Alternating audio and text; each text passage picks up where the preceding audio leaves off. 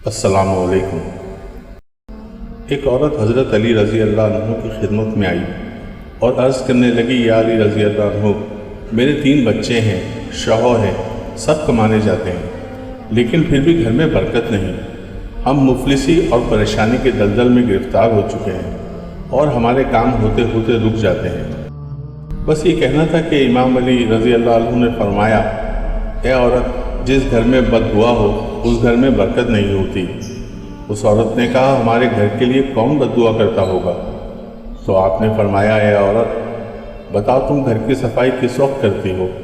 اس عورت نے کہا، یا علی رضی اللہ عنہ، صفائی کا کوئی وقت نہیں، بس کبھی صبح، کبھی شام، کبھی رات۔ بس یہ کہنا تھا تو حضرت علی رضی اللہ عنہ نے فرمایا، اے عورت، اپنے گھر کی صفائی صبح اٹھنے کے بعد کیا کرو، رات کو نہیں، کیونکہ جب سورج غائب ہوتا ہے تو جتنے بھی کیڑے مکوڑے زمین پر رہنے والی مخلوقات گھروں کے کونے پکڑ کر آرام کرتے ہیں، صبح کا انتظار کرتے ہیں اور اللہ کی عبادت کرتے ہیں۔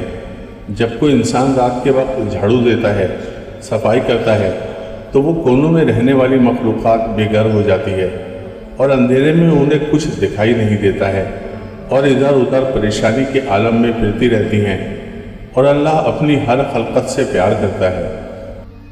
تو اسی بددعا سے اس گھر میں رہنے والوں کا رزق تنگی اور خوشحالی پریشانی میں تبدیل ہو جاتی ہے اور گھر سے برکت چلی جاتی ہے۔ دوستو، اگر آپ کو ویڈیوز پسند آتی ہیں تو پلیز لائک، شیئر اور سبسکرائب کریں اور کمنٹ بھی ضرور کریں۔ شکریہ۔